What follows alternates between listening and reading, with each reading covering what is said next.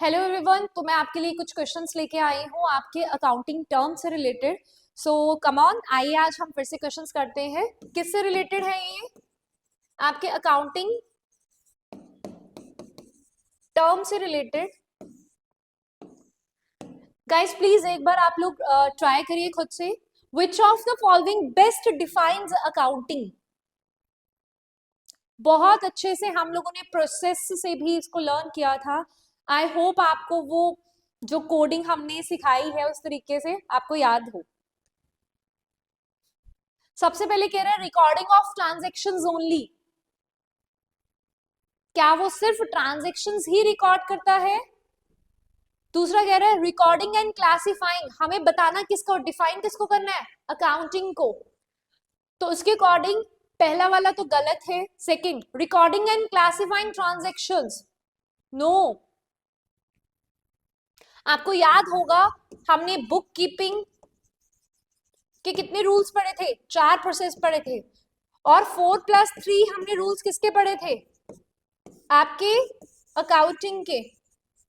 चलो, तो उसके अकॉर्डिंग सेकंड वाला भी गलत है। अकाउंटिंग के लिए पूछ रहा है तो recording, classifying, summarising, analysing and interpreting financial transaction is the correct answer. सबको आता था? इजी था। Next, an entity in accounting means. Entity क्या होती है? बहुत आसानी से किया था, बहुत इजी था। जब भी शुरुआत में बिजनेस स्टार्ट करता है तो वो क्या सोच के करता है कि वो वेलफेयर वाला बिजनेस करेगा कि प्रॉफिट वाला बिजनेस करेगा? तो उसको हम क्या बोलते थे? सोचो सोचो, guess. Owner of the business. Entity पूछ रहा है guys. Owner of the business, economic unit which may be business or non business. Yes, the second option is the correct answer. Okay, then next, a business transaction must involve। क्या involve होता है इसके अंदर? Business transactions में क्या क्या? One party, क्या वो अकेले ही अपना बिजनेस करती जाती है? हाँ, कैश ओनली। क्या हम उधार पे एक बिजनेस नहीं चलाते हैं? करना पड़ता है ना, हर किसी के पास ऑल टाइम पैसा नहीं होता है। ओके, सो ऑप्शंस के according profit only, no. C is the correct answer. Two parties and financial value, दो पार्टीज का इन्वॉल्वमेंट होना जरूरी है और उसी के साथ साथ financial value. Question number 4, try try. ये एक तरह से आप लोग सोचो कि हम लोगों का टेस्ट चल रहा है। मेरे बोलने से पहले तुम लोग अपने आंसर्स को रिप्लाई करो। Which of the following is not a business transaction? इसमें से आपको क्या लग रहा है कि बिजनेस की ट्रांजेक्शन वाला कौन सा पॉइंट नहीं है? सेल ऑफ गुड्स, वो तो था बिजनेस का। Payment of salary, salary office से रिलेटेड होगी। परचेज ऑफ गुड्स ऑफिस से रिलेटेड होगी। Quality of staff, quality of staff आप लोगों ने प्रोसेस में क्या पढ़ा था? क्वालिटी के बारे में बात नहीं करता है। जैसे कि ऑनेस्टी, इनोसेंट, हार्डवर्क, ये चीज नहीं दिखाता है, तो नॉट अ बिजनेस ट्रांजेक्शन। कम। Next question, capital refers to. Capital क्या है? याद है वो कौन था? ये बंदा क्या शुरू कर रहा था? New new business. और जब नया बिजनेस खोलता है तो भाई बहुत कुछ लाना पड़ता है। कैश भी, गुड्स भी, बहुत कुछ आती है। तो क्या था? Amount invested bye honour in business. Correct. अच्छा, इसका आंसर क्या था? अगर इसके लिए मैं पूछूं तो क्या है? Give me the answer of fifth का। मुझे ये वाली ऑप्शन का आंसर बता दो। Amount withdrawn bye honour.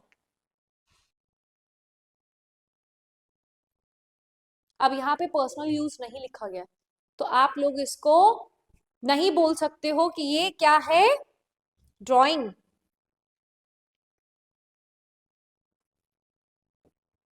Next, liabilities are.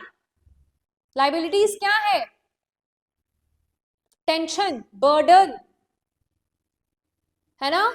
Assets owned by business, owners drawing, obligations payable in future. Obligations आप क्या मान के चलो कि ड्यूटी है आपकी कि आपको फ्यूचर में पे करना ही करना है। चलो नेक्स्ट, एसेट्स आर, एसेट्स क्या है? बिजनेस ऑब्लिगेशंस है? No. Economic resources giving future benefit, वो इकोनॉमिक रिसोर्सेज है जिनसे कल को फ्यूचर में बेनिफिट होगा। मतलब आपके पास जो गुड्स है या कोई चीज है जो आप बेच के उससे पैसा आ रहा है, तो इकोनॉमिक रिसोर्सेज, इकोनॉमिक एक्टिविटी, ये सारी की चीजें किसके अंदर आती हैं? आपके एसेट्स के अंदर की ही बात करती है। नेक्स्ट आ जाओ, which of the following is a current asset? Current asset का मतलब विद इन ईयर के अंदर अंदर की बात करेगा वो डेफिनेटली। तो लैंड, लैंड तो लंबे समय के लिए चलेगा, बिल्डिंग लंबे समय के लिए चलेगी, फर्नीचर भी जो है वो लंबे समय के लिए चलेगा। तो यहाँ पे क्या आ गया? Debtors. Next, expenditure means, expenditure बताया था आप लोगों को, खर्चा, amount received, amount invested, amount spent और लाइबिलिटी इनकर्ड। तो इसका करेक्ट आंसर क्या आएगा? सी, अमाउंट स्पेंट, आप खर्च करते हो, लाइबिलिटी इनकर्ड। कई बार उधार पे भी हम लोग कोई चीज को खरीदते हैं। क्रेडिटर्स आर, क्रेडिटर्स आर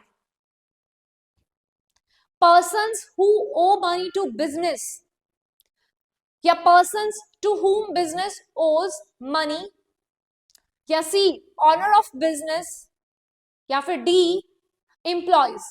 इसका आंसर मैं बिल्कुल नहीं दूंगी, मुझे सभी का यहाँ पे आपके कमेंट्स पे इसका आंसर चाहिए और बिल्कुल करेक्ट आंसर होना चाहिए। सो मिलते हैं आपको नेक्स्ट क्लास में। Thank you everyone.